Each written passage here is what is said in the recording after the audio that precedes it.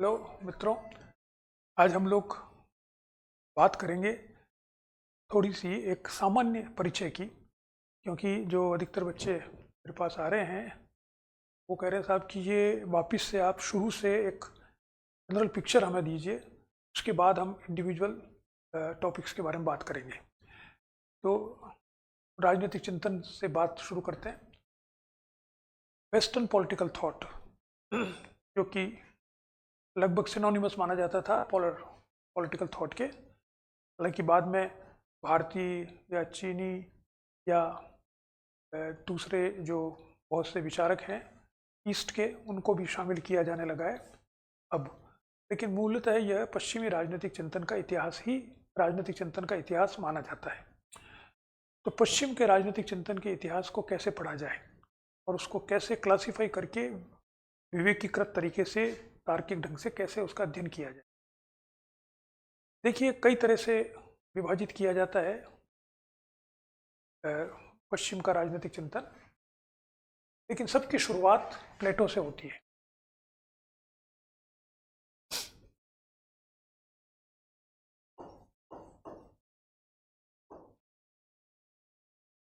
प्लेटो से शुरुआत होती है सबकी, चाहे कोई भी किताब हम देखें तो पॉलिटिकल थॉट का आरंभ प्लेटो से माना जाता है।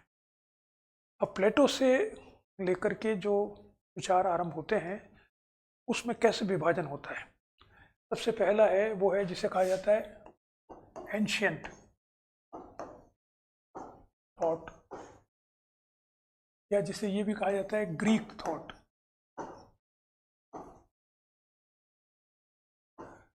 कई लोग इसमें रोमन थॉट को भी इंक्लूड कर लेते हैं। ये मूलतः है लगभग आप कह सकते हैं 400 बीसी के बाद में आरंभ होता है और ये चलता है लगभग 300 एडी तक। दूसरा हिस्सा इसका आता है वो आता है मिडाइवल।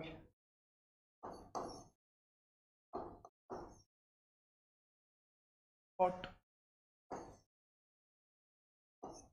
ये हम 300 एडी से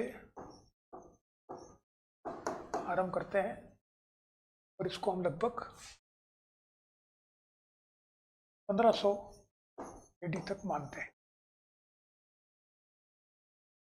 इस मिडाइवल थॉट में दो तरह की बात भी की जाती है, कुछ इससे भी ओवरलैप होता है। वो है रोमन और ये है क्रिश्चियन।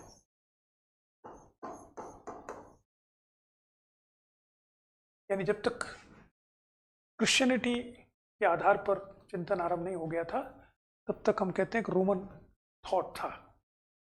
तो इसमें कुछ जो विचारक हैं वो कॉमन है जो रोमन एम्पायर के समय में थे, लेकिन वो रोमन डेमोक्रेसी के समय थे लेकिन वो थे क्रिश्चियन, जैसे सेंट अगस्टाइन। इसके बाद तीसरा आरंभ होता है जो मैकियावेली से आरंभ करते हैं। मैकियावेली ने पहला आधुनिक राजनीतिक चिंतक था, वो होता है मॉडर्न थॉट।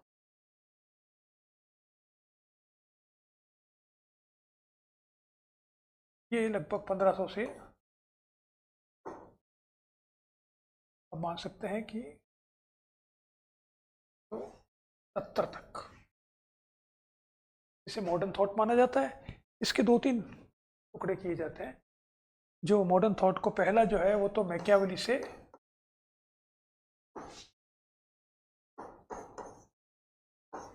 मार्क्स तक, और दूसरा जो है वो इसके बाद शुरू होता है जिसे कहते हैं आइडियोलॉजीज। मार्क्स के बाद में जो विचार है वो आइडियोलॉजीज में कन्वर्ट हो जाते हैं। बहुत सारे आइडियोलॉजीज हैं और ये उसके बाद में आरंभ होता है एम्पिरिकल,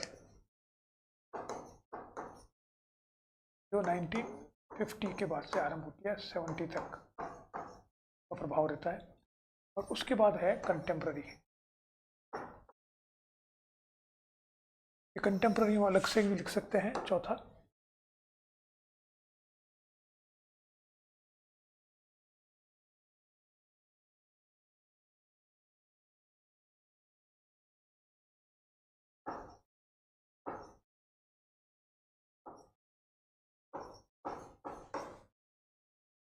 अब तक ये मोटा मोटा हम कह सकते हैं विभाजन है जो राजनीतिक सिद्धांत का किया जाता है पश्चिम के दृष्टि से।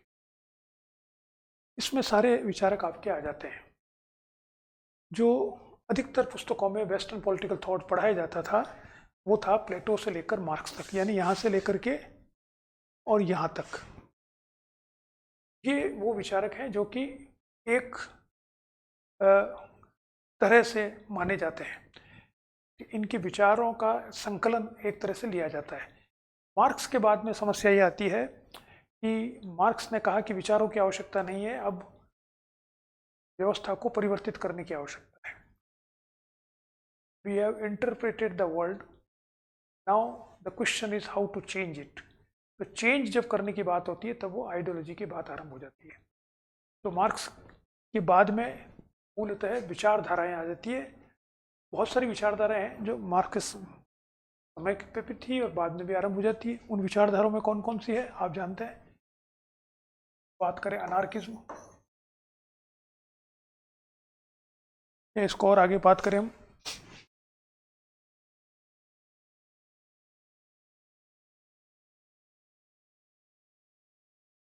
Ideologies,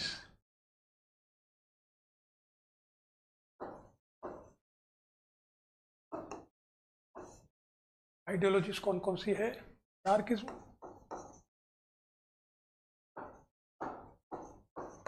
socialism, liberalism, fascism,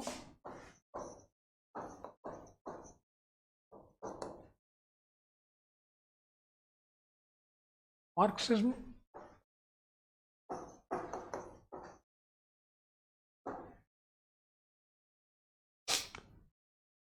idealism, individualism,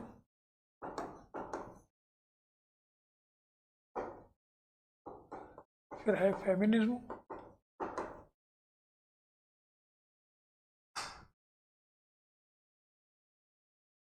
ये मुख्य रूप से मोटे मोटे रूप से हम कह सकते हैं आइडियोलॉजीज की बात की जा सकती है। इसमें बहुत से इनके फॉर्म हैं। अनार्किज्म के बहुत से फॉर्म हैं, सोशलिज्म के बहुत सारे फॉर्म हैं, फासिज्म के भी दो, टोटलिटेरियनिज्म, फासिज्म वगैरह, मार्क्सिज्म के बहुत सारे फॉर्म हैं। तो बहुत सारे इनके और छोटे छोटे टुकड़े भी हैं। तो ये अध्ययन किया जाता है आइडियोलॉजीज के अंतर्गत, विचारधाराओं के अंतर्गत। इन सब में विचारक हुए हैं जो अपनी बात कह रहे हैं। इनके साथ पैरेलल जो है वो विचार भी चलते हैं, लेकिन वो विचार किसी बड़ी, जिसे कह सकते हैं कि समूह के हिस्सा नहीं है। वो अलग प्रकार के विचार है कि जो जिसे कह सकते हैं कोई विशेष अवधारणा पर कोई बात कही गई है या विशेष तरीके से बात कही गई है। जैसे कई ट्रेडिशनलिस्ट विचारक हैं जो इन आइडियोलॉजीज में नहीं आते, उनको हम कर भी देते हैं। जैसे एक और है कंजर्वेटिज्म,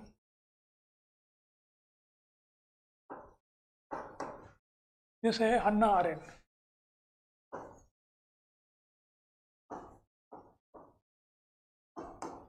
तो हन्ना आरेंट को हम कहाँ रखेंगे? जैसे ट्रेडिशनलिस्ट या आइडियलिस्ट माइकल ऑक्सशॉट है।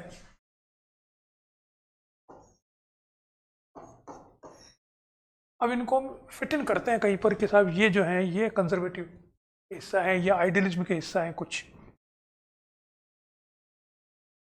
लेकिन ये मूलतः इनके हिस्सा नहीं है, इनके अलग विचार हैं। इनको किसी पैटर्न में नहीं रखा जा सकता, वो अलग तरह से बात करते हैं। या हम कह सकते हैं जैसे एग्जिस्टेंशियलिज्म।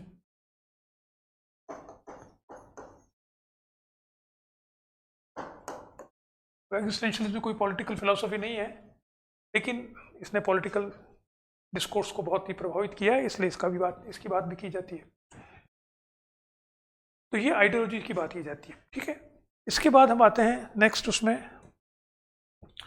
वो है जो मॉडर्न पॉलिटिकल थियरी है, जिसे एम्पिरिकल पॉलिटिकल थियरी कहते हैं। 1950 से 70 तक जो आप जानते हैं, इसमें बहुत से विचार, नए नए विचार सामने आए थे, जो एम्पिरिकल पॉलिटिकल थियरी के नाम से जाना जाता है।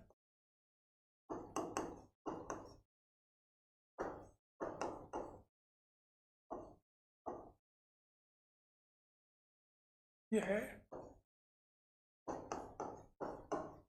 मूलतः इसका अर्थ ये नहीं कि खत्म हो गए, ये चल रही है, अभी तक चलती रहती है। पहले मेजर थी, ये बड़ी थी, अब कोई इसकी माइनर हो गई थोड़ी सी, लेकिन जो एक बार आ जाता है विचार, वो विचार खत्म नहीं होता, वो चलता रहता है किसी किसी रूप में। इसमें हम देख सकते हैं बहुत सारे इसके तरीके थे। System theory, structural functional theory, political development, political communication, political culture वगैरह। बहुत सारे सिद्धांत हैं जो कि इस एम्पिरिकल पॉलिटिकल थियरी के पार्ट माने जाते हैं। इसके बाद शुरू होता है रिवाइवल, या जिसे हम कह सकते हैं कंटेम्प्रेरी पॉलिटिकल थियरी।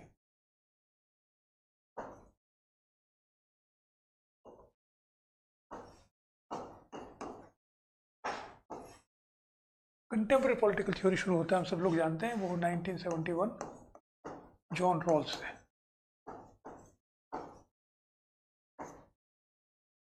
और इसके बाद में बहुत सारे विचारक आते हैं। तीन, जो लिबरलिज्म है वो तीन भागों में विभक्त करते हैं, लिबर्टेरियनिज्म, कम्युनिटेरियनिज्म एंड सोशल इगलिटेरियनिज्म, ये तीन भाग हो गए। इसके अलावा बहुत सारे एनवायरमेंटलिज्म है, ग्रीन थियरी जिसे हम कहते हैं, या फेमिनिज्म है, या ग्लोबलाइजेशन की थियरीज हैं। बहुत सारे सिद्धांत नए नए आ जाते हैं। आजकल आइडेंटिटी पॉलिटिक्स की बात की जाती है, एथनिसिटी की बात की जाती है, तो ये अभी तक चल रहे हैं।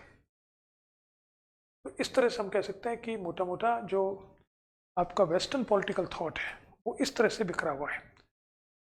मैं ऐसा सोच रहा हूँ कि एक दिन, 4 दिन में जब भी मौका मिलेगा मुझे, मैं एक जो अभी आज संक्षिप्त में आपको बताया है, इसी को विस्तार से घंटे, 1.5 घंटे, 2 घंटे में आपको एक पूरा चित्रण इस पश्चिमी राजनीतिक चिंतन का दे दूं, इससे आपको एक क्लैरिटी आए कि ये हिस्टोरिकली कैसे इवॉल्व हुआ है और क्यों, कौन कौन से इश्यूज किस समय महत्वपूर्ण थे और कौन कौन से विचारक किस महत्वपूर्ण थे, उनकी कौन सी कृतियां थी, उनके क्या विचार थे, मुख्य रूप से क्या कंट्रीब्यूशन उनका है।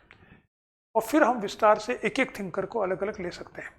वो भी मैं कोशिश करूंगा कि एक एक थिंकर या एक एक आइडियोलॉजी पर पूरा अच्छा 1.5-2 घंटे का एक लेक्चर दिया जाए, जिससे कि ये क्लैरिटी जो है वो आ सके। क्योंकि आजकल हर जगह पर कुछ न कुछ हर कोई बोलता रहता है, और मैंने देखा है कि कई ऐसे लोग हैं जिनका राजनीतिक चिंतन से कोई संबंध नहीं है, जो पॉपुलिस्ट हैं, वो भी इस पर विचार व्यक्त करते रहते हैं।